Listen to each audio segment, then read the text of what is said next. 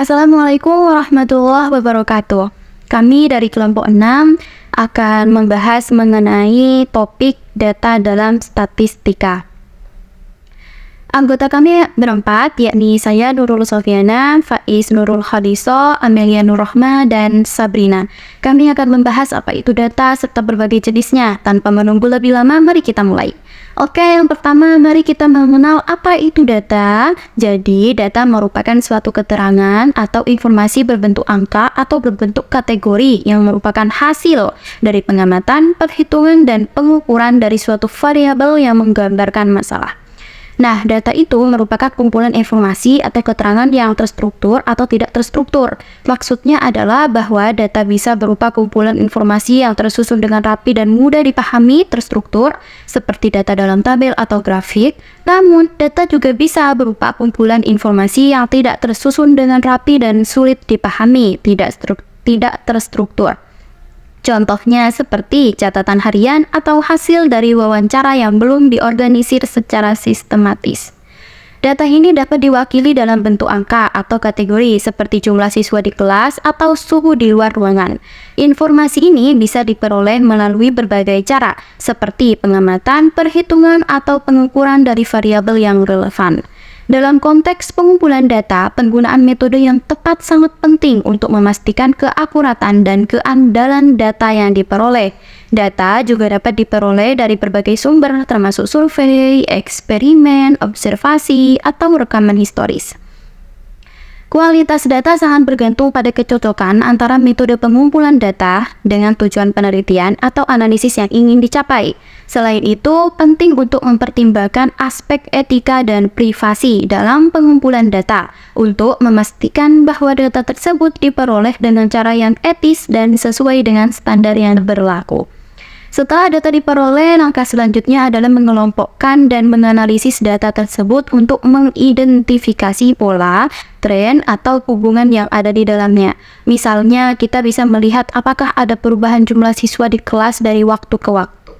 Analisis data ini bertujuan untuk mendapatkan pemahaman yang lebih mendalam tentang fenomena atau masalah yang sedang dipelajari. Penting untuk memahami data karena analisis data membantu kita memahami situasi atau masalah yang sedang diteliti atau diamati.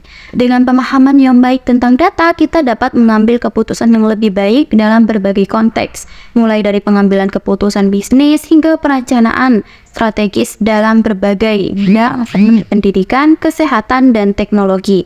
Jadi penting bagi kita untuk belajar tentang data dan cara menggunakannya dengan benar agar bisa mengambil keputusan yang tepat dan menghasilkan pemahaman yang lebih baik tentang dunia di sekitar kita. Selanjutnya, jenis data itu berdasarkan sifatnya ada data kualitatif dan data kuantitatif. Data kuantitatif ini terbagi menjadi dua, yaitu data diskrit dan data kontinu. Untuk apa itu data kualitatif dan data kuantitatif akan dijelaskan oleh anggota kami selanjutnya. Data kualitatif adalah data yang tidak dinyatakan dengan bentuk angka. Nah, jadi data kualitatif ini datanya itu tidak ada angka. Nah, adanya itu tulisan. Nah, seperti contoh data murid SD, terus data nama pemesanan barang, terus data jenis kelamin, dan lain-lain. Data kuantitatif adalah data yang dinyatakan dalam bentuk angka. Jenis data yang terdiri dari angka atau nilai dapat diukur dan dihitung. Data kuantitatif dibagi menjadi dua. Salah satunya itu data diskrit. Data diskrit adalah data yang satuannya selalu bulat dalam bilangan asli, tidak berbentuk pecahan, dinyatakan dalam bentuk angka. Maksud tidak berbentuk pecahan dalam angka adalah tidak berbentuk koma. Berikut adalah contoh dari data diskrit. Data kontinu adalah data yang satuannya dapat berupa bilangan bulat atau pecahan. Jadi, data kontinu yaitu data yang merujuk pada jenis data yang dapat mengambil nilai di dalam suatu rentang tertentu. Dan antara dua nilai tersebut terdapat tak terhingga banyak nilai. Misalnya, suhu, tinggi badan, atau berat badan.